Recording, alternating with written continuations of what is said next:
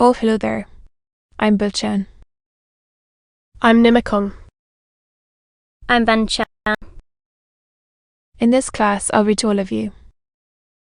Chapter 4, Section 4 of the picture of Dorian Gray. As. Ah.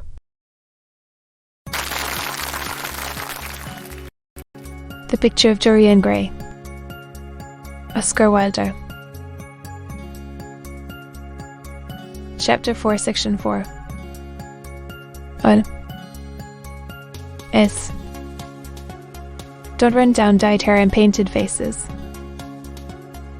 There is an extraordinary charm in them.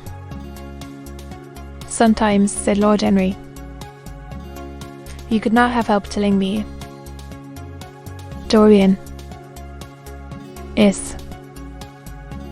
Harry. I believe that is true. I cannot help telling you things.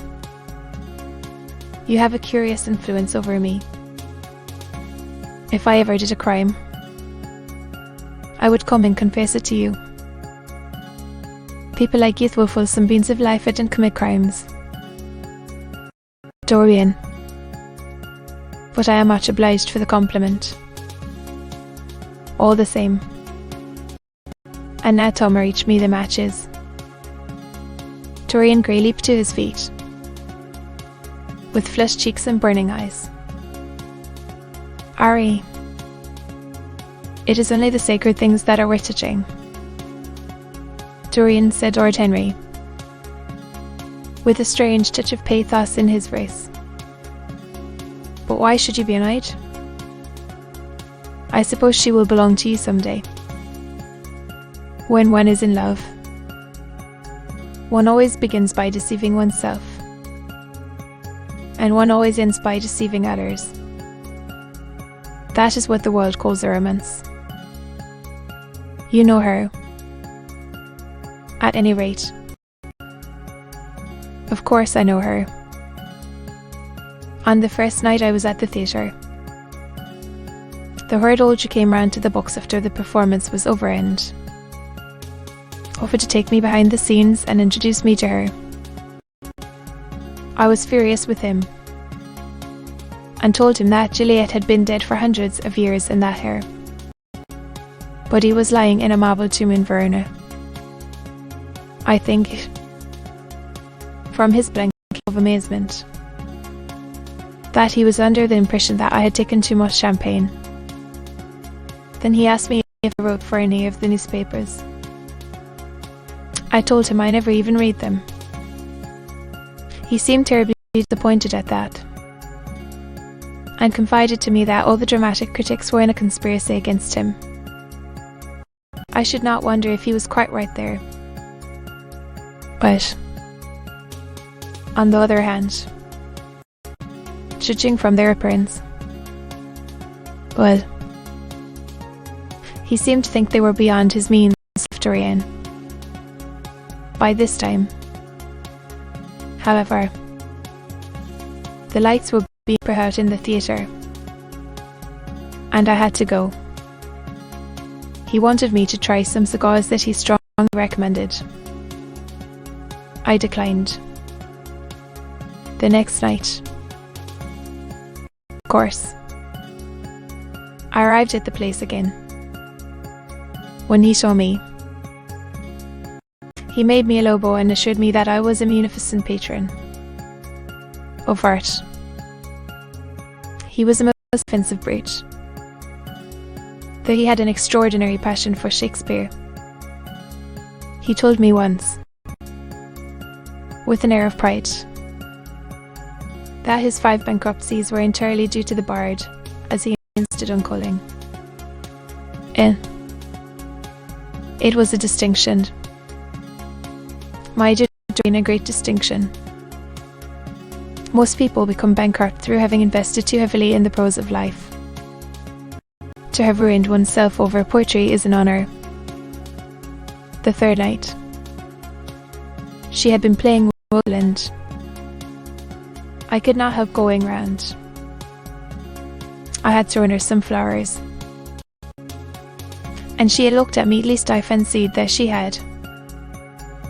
The old Jew was persistent. He seemed determined to take me behind. So I consented. It was curious, by not wanting to know her. No. My dear Harry, I will tell you some other time. Sibyl? Oh. She was so shy and so gentle. There is something of a child about her. Her eyes opened wide in exquisite wonder when I told her what I thought of her performance, and she seemed quite unconscious of her power. I think we were both rather nervous.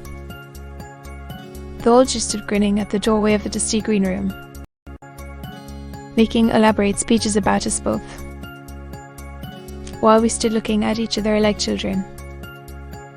He would insist on calling me my lord, so I had to assure Sybil that I was not anything of the kind. She said quite simply to me, "You look more like a prince." Upon my word. Dorian, you don't understand her. Harry. She regarded me merely as a person in a play.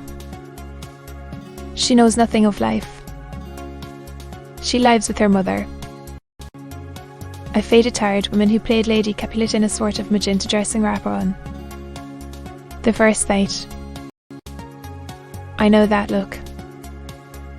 It depresses me, murmured Lord Henry, examining his rings.